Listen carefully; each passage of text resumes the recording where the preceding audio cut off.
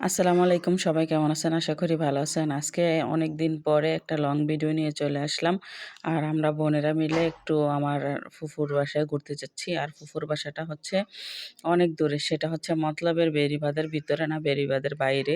তো কোথায় যাচ্ছি সেটা দেখবেন। অবশ্যই দেখতে থাকেন। আমাদের সাথে থাকলে অবশ্যই দেখবেন কোথায় যাচ্ছি। আর বোন আর ফুফু ছিল, ফুফাতো বোন ছিল। সবাই মিলে যাচ্ছি। ওই জায়গায় আমি আরো ২ বার চলে গেছিলাম। একবার ২০ বছর আগে গেছি। আর আরেকবার ২-৩ বছর আগে গেছি। কিন্তু আমার বোনরা এই ফার্স্ট যাচ্ছে। জীবনের ১ম যাচ্ছে, তাদের অনেকটা ফিলিংস ছিল অন্যরকম। তো সেই ফিলিংসটা দেখার জন্য আমারও খুব মানে ছিল যে তারা কি করে ওইখানে যাইতে গেলে। তো আমি সেটাই দেখতেছিলাম। আর নদীর উপরে যখন উঠছি তখন তো উম নদীর উপরে উঠলে মানুষের ফিলটাই অন্যরকম হয়ে যায়। কারণ নদী বলে কথা। আমরা নদীমাতৃক এলাকার লোক। নদী দেখলে ভালোই লাগে। আর এটা হচ্ছে আমার ভাইয়ের মেয়ে। ও খুব মজা পাইতেছিল। আর আমাদেরও খুব ভাল লাগতেছিল। তবে আরেকজন লোক ছিল, সে খুব ভয় পাইতেছিল। তো সেই লোকটাকে দেখলে আপনারা বুঝতে পারবেন। ট্রলারে কি ঠাইসা ধরে রাখলে কি ভয় ভয় দূর হয় বলেন তো? কিভাবে ধরে রাখছে? এখানে ধরে রাখলে কি ঢেউ কম আসবে? অবশ্যই কম আসবে না, ঢেউ তো আসবেই।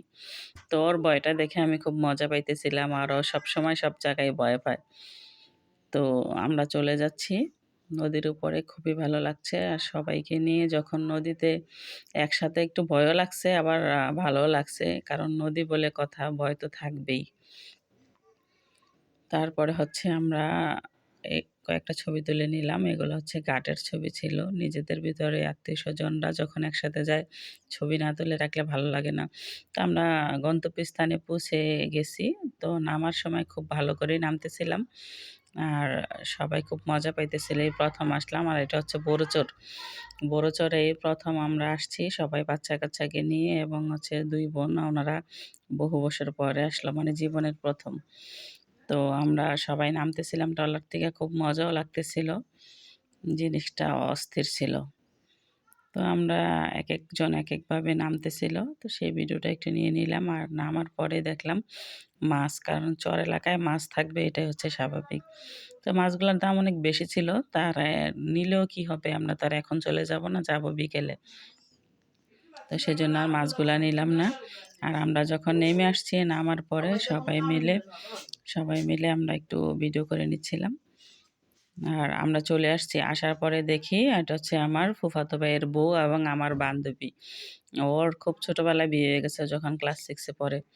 তো আসার পরে ও রান্না করতেছিল, সেজন্য আমি একটু ভিডিও করে নিলাম যে, "বোন তুই কি রান্না-বান্না করতেছস?" তো অনেকগুলো আইটেমই রান্না করছে। আর আমিও সেইটা একটু ক্লিপ নিয়ে নিলাম। তো রান্না-বান্নার হাত ওর খুবই ভালো। তো ওর চেয়ে বেশি ভালো হচ্ছে ওর মেয়ের হাত। দেখেন ওর মেয়েও রান্না করতেছে, নুডলস রান্না করতেছে। খুবই স্প্রিটে, খুব ভালো লাগছে যে ছোট মেয়ে হিসাবে মানে কাজে খুব এক্সপার্ট। তো রান্নাও শেষ করতেছে। তো আমরা একটু ঘুরতেছিলাম। ঘুরে ফিরে বসলাম। বসার পরে না এটা হচ্ছে আমরা যাওয়ার পরে যে নাস্তাটা দিয়েছিল সেই নাস্তার আইটেমটা। আর এখানে হচ্ছে সবাইকে আমি নিজে দিতেছিলাম। আর ওনারা মা-মেয়ে খুবই রান্না-বান্নায় কাজে ব্যস্ত ছিল সেজন্য।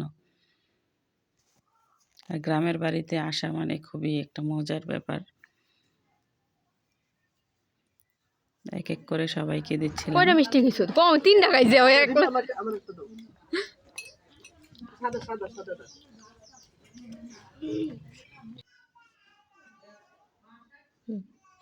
আর নাস্তাগুলা সব খাওয়ার পরে আমরা একটু চলে আসলাম বড়ই গাছের নিচে বড়ি পাড়ার জন্য। বড়িগুলা তো বড় ছিল না, ছোট ছিল। তারপরে আমরা খেয়ে নিলাম। বললাম যে সিজনের ১ম বড়ি একটু খেয়ে নিই। আর খাওয়া-দাওয়া শেষ করে নদীর পাড়ে চলে আসলাম।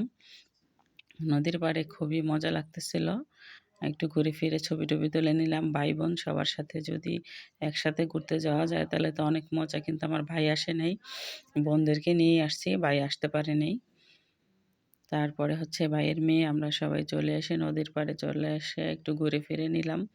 আর নদীর পাড়ে এত সুন্দর সিন ছিল, ছোট খাল ছিল, তারপরেও খুব ভাল লাগছে। ইচ্ছে করছিল গোসল করতে। যদি কাপড়-চোপড় নিয়ে আসতাম তাইলে অবশ্যই শুয়ে বসে যেভাবে পারতাম গোসলটা সেরে নিতাম। যাই হোক, আবার নেক্সট ডে যখন আসবো তখন অবশ্যই ওইভাবে প্ল্যান করে নিয়ে আসবো। আর এখানে দেখতেছি একটা ছেলে মাছ ধরতেছিল। তো মাছের ভিতরে চাই যখন উঠাইতেছিল তখন বসেই ছিলাম যে কি মাছ ধরে দেখব। মাছ ছিল না তেমন একটা বেশি। চায়ের ভিতরে কাঁকড়া ছিল অনেকগুলা। সেই কাঁকড়াগুলা ভাবলাম যে আমরা কাঁকড়াগুলা ধরে নিয়ে যাই। কাঁকড়াগুলা খেতে খুবই মজা। ছোটবেলায় খেতাম না, একটু বড় হয়ে খাওয়া শিখেছি। তো এখন খুবই ভালো লাগে। কক্সবাজারে যখন যাই কাঁকড়াগুলো তো খাই বড়গুলো, তো এগুলো হচ্ছে দেশি কাঁকড়া, এগুলো তো আরও বেশি মজা। তো সেই কাঁকড়াগুলো নেওয়ার জন্য ভাইয়ের মেয়েকে বললাম যে একটা বালতি নিয়ে আসতে। তারপরে হচ্ছে আমার বোনের বান্ধবীর বাড়িতে চলে আসছে।